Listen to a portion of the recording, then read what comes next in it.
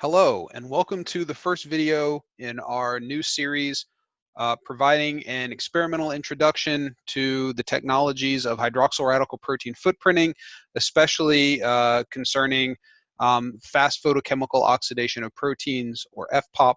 My name is Professor Joshua Sharp of the Department of Biomolecular Sciences at the University of Mississippi School of Pharmacy.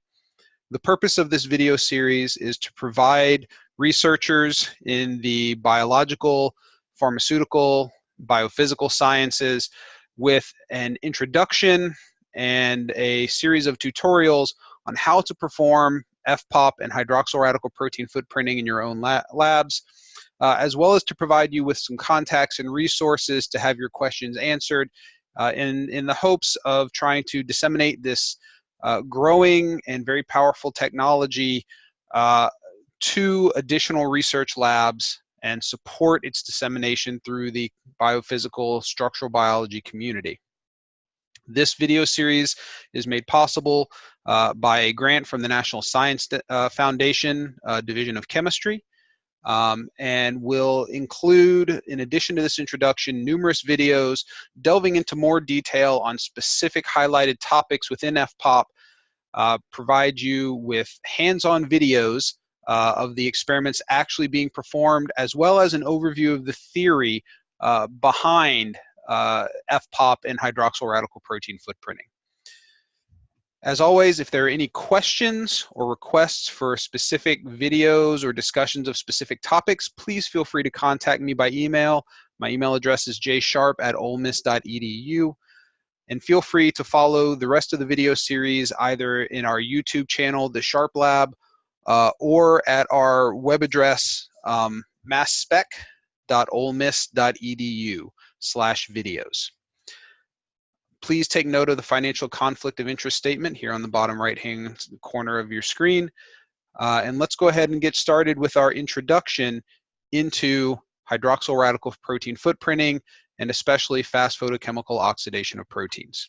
And we'll start off with, what is hydroxyl radical protein footprinting? What is FPOP, and what is it meant to do? Hydroxyl radical protein footprinting and FPOP are technologies in the overall umbrella of technologies that are used for structural biology using mass spectrometry. Structural biology using mass spectrometry is a growing field that has really been spurred based on the needs of the structural biology community to try to understand the structural biology of some of the more challenging biological systems. Especially in this case, we're focusing on proteins. While mass spectrometry has not had the ability to generate high-resolution structures like X-ray crystallography or some of the heteronuclear NMR techniques, it is able to interrogate systems that are not readily amenable to those higher resolution technologies, such as oligomerization events, very large protein complexes, and heterogeneous mixtures of proteins or structures.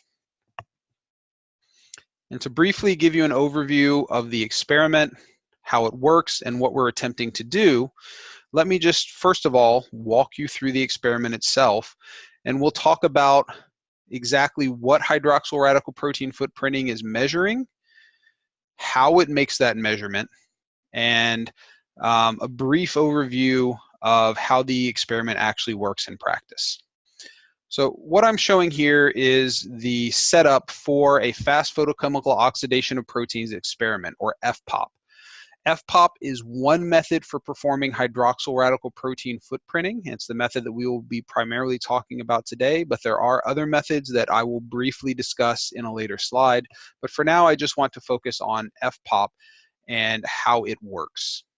So the basic layout of the experiment is you have a protein or a protein complex, and you want to compare the structure of the protein in one condition versus another condition. So in this case, we have a protein by itself versus a protein bound to a ligand. And we want to compare those two structures and understand how they are different. This is the kind of measurement that HRPF and FPOP have traditionally been most commonly used for. And so this is the type of experiment we're going to start out with today. The same protein, two different conditions. I want to compare the structure of those two different conditions to see, are there any changes, and if so, where are those changes? So what I'll do is I will take my protein in one condition, in this case ligand-free, and I will mix it with a mixture of glutamine, adenine, and some concentration of hydrogen peroxide, usually between 20 and 100 millimolar. The hydrogen peroxide serves as a precursor for the photochemistry that we're going to be doing. The glutamine serves as a scavenger for hydroxyl radicals, and the adenine serves as a radical dosimeter, which we will talk more about radical dosimetry in a later video on reproducibility and robustness in FPOP. Briefly, let's set that aside now and just focus on the hydrogen peroxide and our protein. We have those in solution. We put them into a syringe and we pump them through a fused silica capillary, shown here.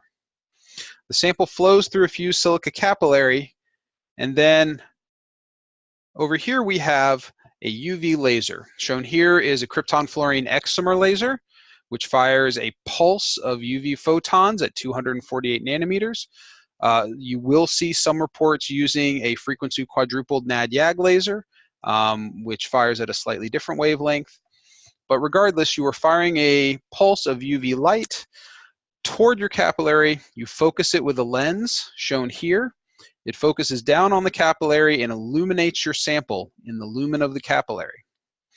And what happens when it illuminates the sample in the lumen of the capillary is the hydrogen peroxide absorbs a UV photon and is photolyzed to form two hydroxyl radicals.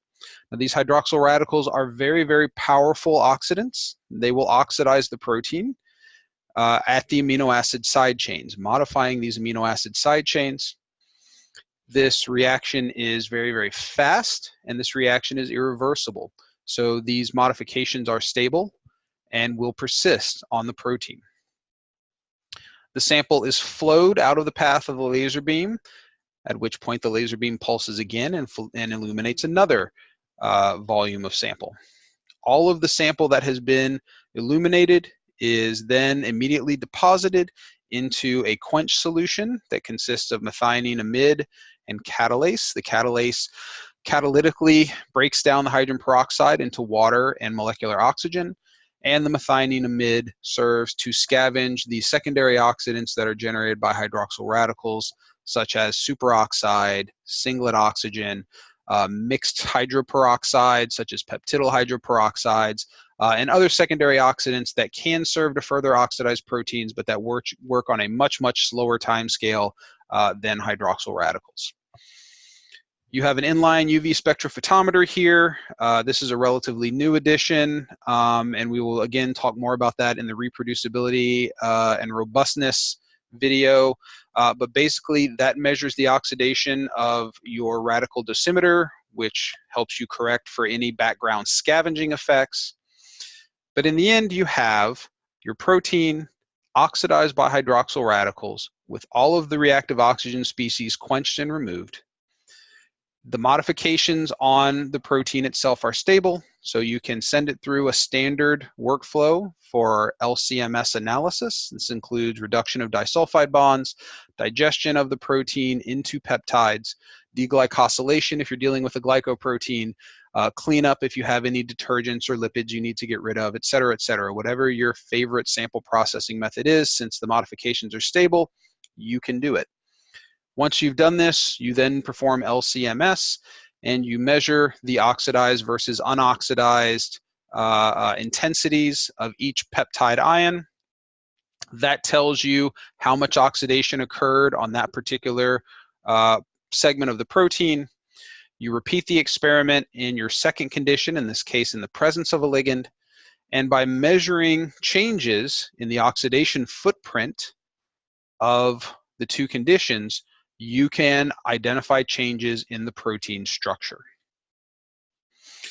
Before we get into any more detail on exactly how we're measuring it and what exactly it's telling us, let me give you a very brief overview of the time scale of protein motion. I promise you this will be very important in just a moment, so please bear with me. Proteins do not exist as static structures as you see in the cartoons. They actually are constantly in motion. But this motion takes a different amount of time depending on what kind of motion it is and how big the motion is. So very, very small motions like bond stretching or bending of individual angles between atoms are very, very fast, femto to picoseconds. However, they're also very, very small. Slightly larger motions such as some motion of disordered regions in loops on structures or rotation of unhindered side chains. They can be slightly larger, but they take a bit longer time, medium picoseconds to nanoseconds. You don't really get into the large protein conformational changes until you get in the hundreds of nanosecond to microsecond regime, where you start talking about helix coil folding unfolding transitions. There we're talking about amplitudes on the order of angstroms, and these can actually take a bit longer. If you want to get into entire protein folding and unfolding, that generally takes very long microseconds to seconds, depending on the protein. And those are very, very large motions. And then seconds to hours, you actually get multiple folding, unfolding transitions for a protein. Why does this matter for hydroxyl radical protein footprinting? Well, when you perform hydroxyl radical protein footprinting, you are oxidizing the side chains of your protein. This changes the biophysical properties of your protein, and in many cases, that will make the protein structure unstable. The protein will start to unfold. If the protein starts to unfold due to the labeling process, and you continue to label the protein, then you will start to introduce artifacts into your structural analysis. You will start to actually probe a non-native conformation. And this will confound your attempts to actually understand what's going on with the native structure of the protein.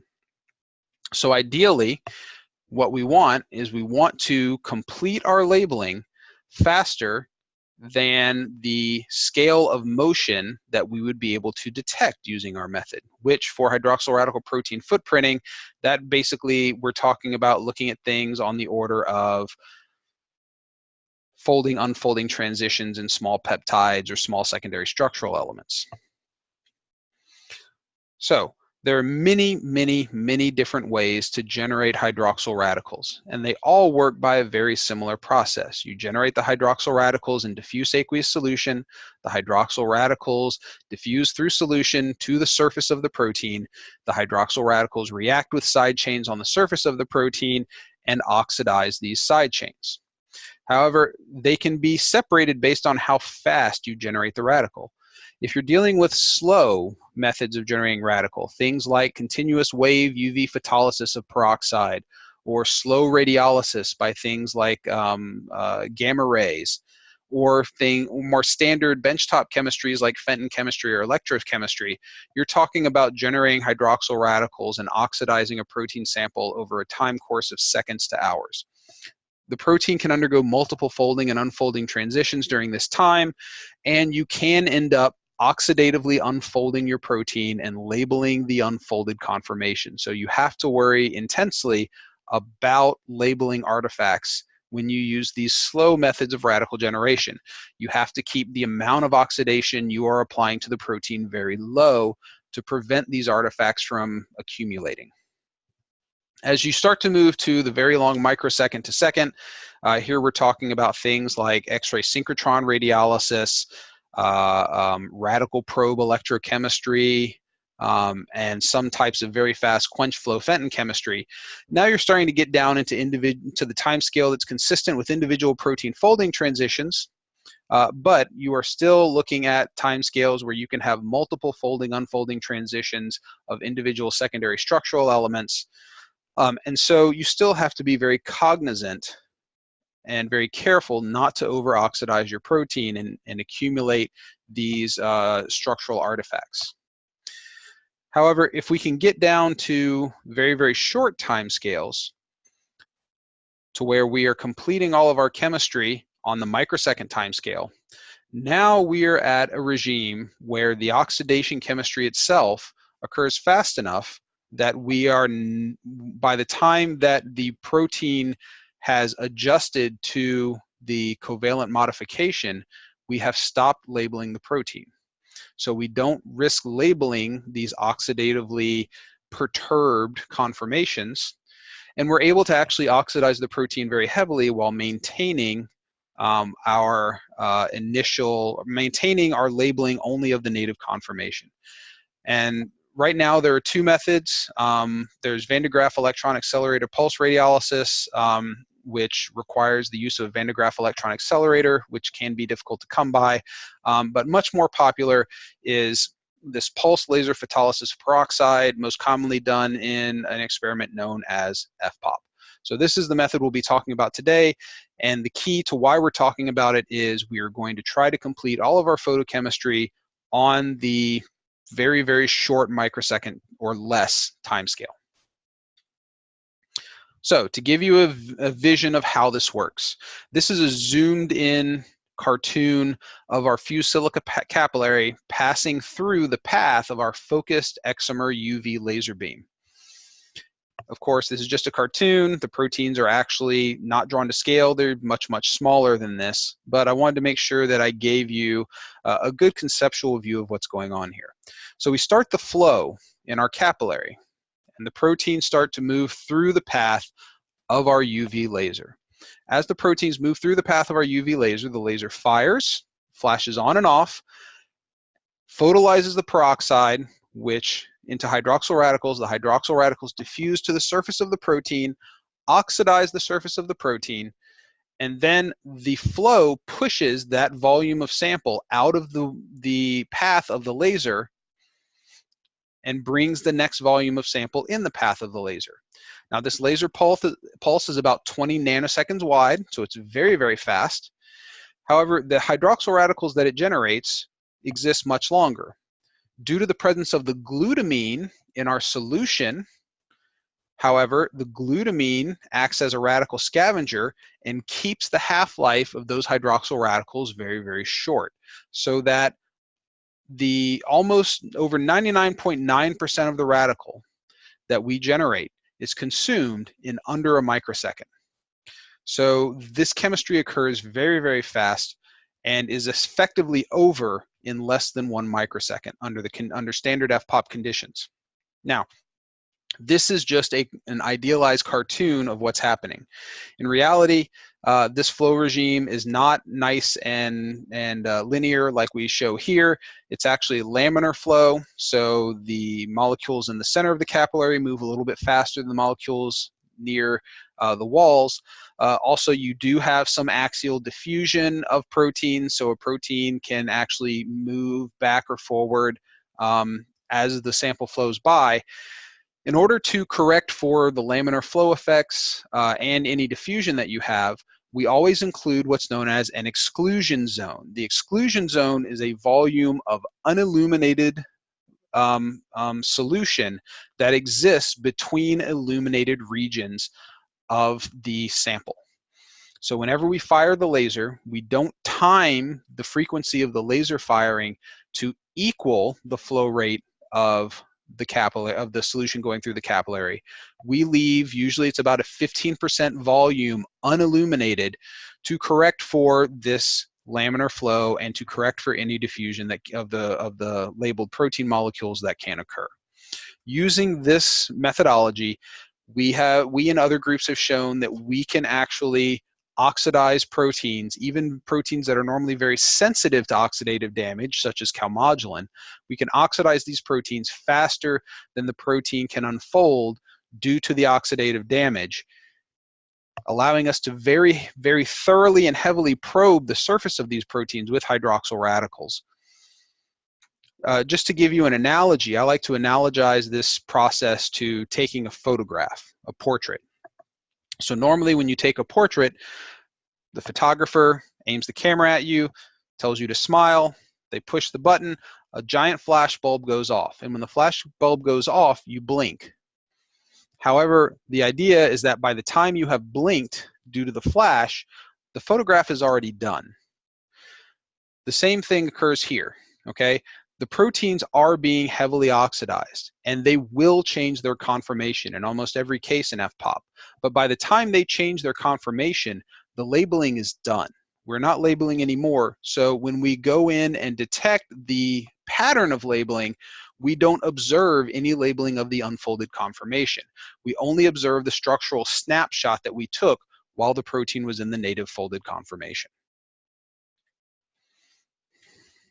So this is just another cartoon showing you how it works.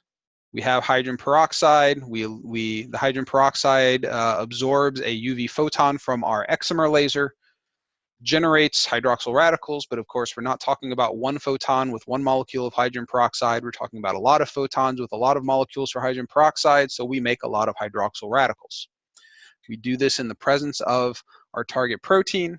And what happens is the hydroxyl radicals that we generate in dilute aqueous solution diffuse through that solution until it encounters the surface of the protein. When it encounters the surface of the protein, the hydroxyl radical oxidizes the amino acid side chain on the surface of the protein and forms a stable oxidation product. There are lots of hydroxyl radicals that move through solution, oxidizing the protein at lots of different areas. The chemistry is actually a little more complicated than that. Molecular oxygen can play a role depending on which amino acid side chains are oxidized, but in the end, you get a series of stable oxidation products. Now, the hydroxyl radical can also go on and oxidize other things other than the protein. For example, hydroxyl radicals will recombine to reform hydrogen peroxide. And we go more into detail about other reaction pathways of hydroxyl radicals in another video on reproducibility and robustness. I highly recommend you take a look at that if you want to know more about this topic. But let's focus right now on the reaction of the hydroxyl radical with the amino acid side chains of your analyte protein. It forms these stable oxidation products on the analyte protein. And there are lots of different stable oxidation products that can be formed depending on the nature of the side chain. Aliphatic side chains have multiple products. You can form alcohols, you can form carbonyls. Aromatics like to form these alcohols. Some modification products are more prominent than others. There are some, like some of these ring scission products of histidine, that are actually usually very, very low abundance. However, the most commonly observed oxidation product of almost every amino acid, and definitely every amino acid that is very readily oxidizable, is the net addition of one oxygen atom, which results in a change in mass of that amino acid by about 16 Daltons, 15.998. We can then go in and measure that mass shift using mass spectrometry. And moreover, not only can we measure the mass shift, but we can actually relatively quantitate how much of a particular peptide has been oxidized under certain conditions by quantifying the intensity of the oxidized peaks compared to the intensity of all of the peaks together, including the unoxidized peak. The more abundant the oxidized peaks are, the more heavily that peptide has been oxidized. And what the early investigators in this area in the early 2000s found is that the rate of oxidation of a given amino acid side chain appears to be primarily a function of two factors. The first is the inherent reactivity of that amino acid side chain. Some amino acids are more reactive than others. But the second factor is the average accessibility of the oxidation target to the hydroxyl radical over the time of radical exposure. If a given amino acid side chain is more exposed to the solvent, it will become oxidized more readily. If it's less exposed to the solvent, it will become oxidized much more slowly. And you can use this kind of information to actually do things like build unfolding isotherms by looking at the fraction of a given peptide that's modified as a function of, in this case, denaturant concentration. And this works very, very readily. If you actually go in and look more closely, you can see that the fractional solvent accessible surface area, or SASA, of an amino acid actually correlates very well with its reactivity, its normalized reactivity to hydroxyl radicals. Now, this chemical nature of the oxidized residue is very important. Just because you have two amino acids that react at the same rate does not mean they have the same solvent accessible surface area, because they all have different inherent chemical natures, inherent reactivities. And this reactivity depends on the nature of the side chain. It also depends on the sequence context that the side chain is in, because neighboring amino acids can have inductive effects on the reactivity of that particular side chain. Generally speaking, these general reaction rates, the sulfur-containing amino acids are most reactive, followed by the aromatics, followed by the aliphatics, with the longer chain aliphatics being more reactive than the shorter chain aliphatics, followed by the charged amino acids, followed by the polar amino acids, with alanine and glycine being the least reactive. We will be presenting a video that gives us more information on the inherent chemical reactivity of different amino acids, but for now, this is a good general rule of thumb. While these changing amino acid reactivities make it difficult to compare the structure of one protein with the structure of another protein, if we are looking at the exact same protein just in two different conformational states, now the chemical nature of any given amino acid is going to be the same between state 1 and state 2, and all that's changing is the accessibility of that side chain to the solvent. So therefore, this allows us to compare two conformational states of the same protein in the same sequence and look at changes in the protein topography or the solvent accessibility. So a brief workflow, how this works. Two proteins, expose them to hydroxyl radicals in two different states. In this case, ligand-free, ligand-bound. And you can see we have differences in where it's labeled. The site of ligand binding now is less oxidized in the presence of the ligand than in the absence of the ligand, whereas if you had a site of allostery, site of conformational change upon ligand binding, can become more exposed and therefore more readily labeled in the ligand-bound version than the ligand-free version. However, it's difficult to analyze oxidation in the intact protein. So what we normally do is we will take this protein, we'll denature and digest it, taking advantage of the fact that these modifications, again, are stable and irreversible. And this gives us a series of modified peptides. And again, there are amino acids in these peptides that are differentially oxidized. They can be oxidized in the ligand-free, but not in the ligand-bound, or vice versa, oxidized in ligand-bound, but not in ligand-free. Then we will take these mixtures of peptides, perform LCMS, measure the relative amount of oxidation of each peptide in each conformational state, and then compare these average oxidations per peptide for each peptide in state 1 versus state 2, highlight those states that show significant changes, as well as those states like this one that show no change in oxidation, and then apply this footprint to structural models or known X-ray or NMR structures to try to understand what's going on with binding. So for example, in this case, we see protection at this interface, we see exposure over here upon addition of ligand, so we can start to say, okay, ligand binding occurs here, this is an allosteric change. So what kinds of experiments can hydroxyl radical protein footprinting help you with? Well, protein-protein interactions and protein-ligand interactions are two of the most popular versions. Again, it allows you to see not only the interaction interface, but it also allows you to look at regions of allostery, regions that change conformation upon binding of either proteins or ligands. Additionally, since we're only footprinting, we're only looking at the sequence of a particular structure, we don't have to know the structure of the ligand or the protein binding partner.